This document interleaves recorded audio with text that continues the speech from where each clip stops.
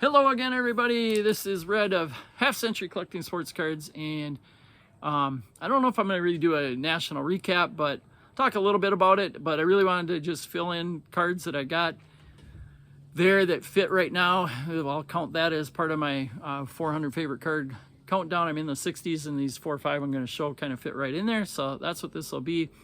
But the national ended up being a really cool experience. First national I've been to since 1997, I figured out. It was in Cleveland, so 28 years.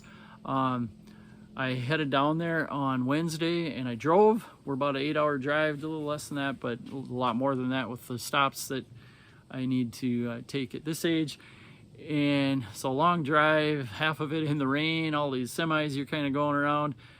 You get there, there's this big long line, big parking garage even before that I couldn't find my car in afterwards. I eventually did that first day. Figured it out for the following days pretty well though. But you get in this line, I figured out halfway through it I didn't even need to be in it because I had a 5-day pass.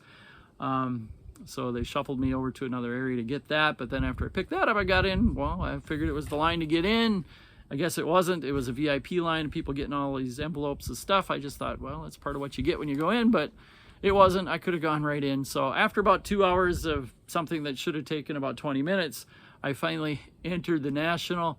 At that time, I'm thinking, man, what a mistake. This small town kid is going to Chicago, going to this, big thing.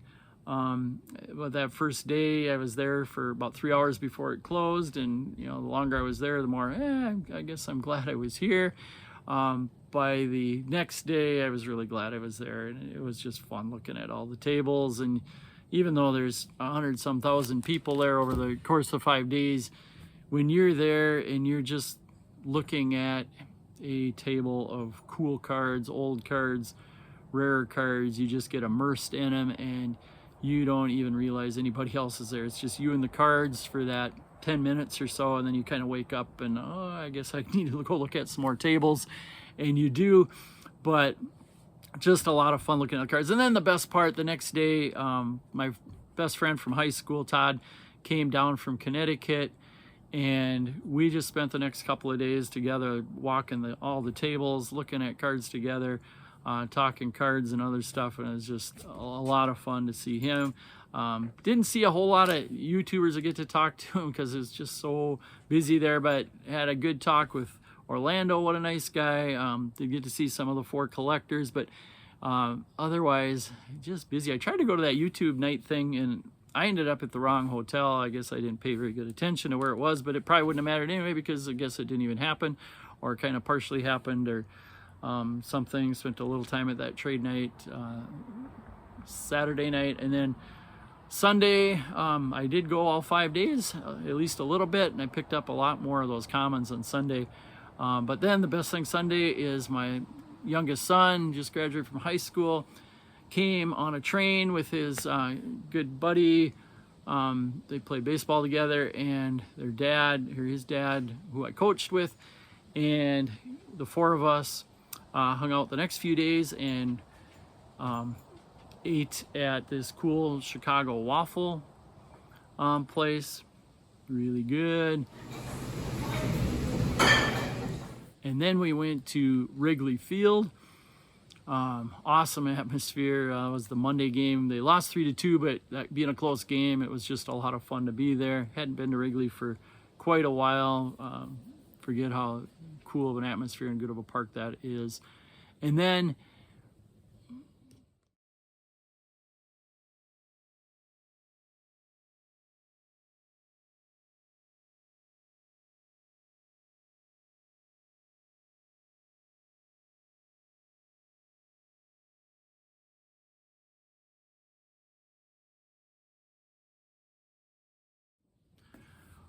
on the way home, we stopped at Field of Dreams. We took a different route, went through Iowa, cornfields, and stopped at that movie set of Field of Dreams, which was pretty cool. Got to play catch with my son there, which I guess at the end of Field of Dreams kind of was the whole point of the movie. And that was a lot of fun. We threw BP to each other, hit some balls into the cornfield. and just walked around the place, and then we got back in the car and drove the rest of the way home. I was beat afterwards. It was, you know, I guess I ended up being pretty sleep deprived from that whole week down there, and felt like I slept almost the next day, and a long night. But by this weekend, good and recovered. I'm glad I didn't spend a ton of money at the show. Came home with a good chunk of what I brought, but I ended up winning a card in an auction right before that had a decent amount of money invested in that card. And then we got this Love of the Game auction ending tonight, and the REA one in a week, and there's some cards I got my eye on in those. So we'll see if I end up spending some more money. And it's actually looking like it might rain soon, so I'm going to show my cards from inside. So I brought this list of cards I needed to fill sets, and I thought that's one thing that I could probably do for sure, and did end up doing quite a bit of. And I know that's not so exciting to look at, but got a bunch of cards there from stands. I'll just run through real quick cards that I can show you one at a time.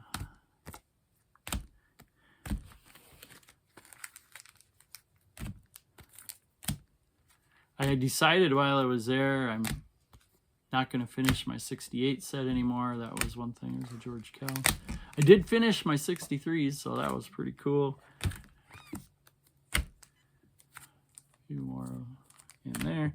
And then I found my first female card. I collect cards of people from Minnesota, and I saw this on a little free table at the end. I think people threw a bunch of cards on, but this is a Nia Coffey, player in the WNBA from the state of Minnesota. Her brother Amir played for the Gophers and is currently in the NBA, and then their dad Richard Coffey is somebody I watched with the Gophers and had a little NBA time as well. So that's what I got for those. And then I'll show you the 4 somewhat bigger cards. The first one, this is the only card that I got on the first day I was there, Wednesday. And this is my first 1941 Goudey card. There's only 2 Hall of Famers in that set. And this is somebody I wanted to represent, one of my Hall of Famers, as well as represent that set. And Mel Ott was the guy I was looking for, and there comes in 4 colors, and I got the blue back. So it's going to replace that card, which is really cool, I know, in my Hall of Fame set, and I still like this card. Just isn't going to be the representative anymore. It's going to be this one. Blank back. This is, he was only 32 here, so he's still not that old. He still had like a home run crown after this and stuff. So Mel Ott, you know, the guy weighed like 160, 170 pounds and hit over 500 homers, the first National Leaguer to do that. And I think it was till Willie Mays, till somebody else did again, the National League. Then the next card, this is going to replace Leaf Johnny Mize and the 52 Ina Slaughters I had, which will still be in my 52 set. But this is, I think, the first card of Ina Slaughter and one of the first of Johnny Mize. It's going to be my only card in my Hall of Fame thing that's going to be representing 2 guys in the same card. And I could do that, I suppose, with Molitor and Trammell, but they're going to stay with their separate guys. But 2 guys with the St. Louis Cardinals, and it's my first 1941 double play card, which is another blank back set, but pretty cool. And then the other couple that I got were, I wanted to finish a main card Jackie Robinson run. I needed a 54 and a 55. Didn't get the 54, but found this 55 that I really liked.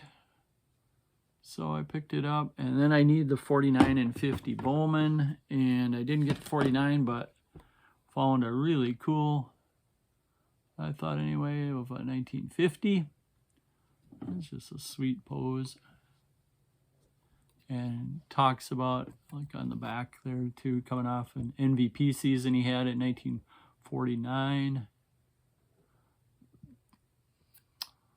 So, cool card of of Jackie Robinson. And then when I got home, actually it was when I was still there, I think on Monday, in eBay, I was looking for some DeLongs. There's 3. I didn't have any DeLong cards. And so there were 3 that I was willing to replace the guy I had represented, and they were Kiki Kyler, Freddie Lindstrom, or Goose Goslin.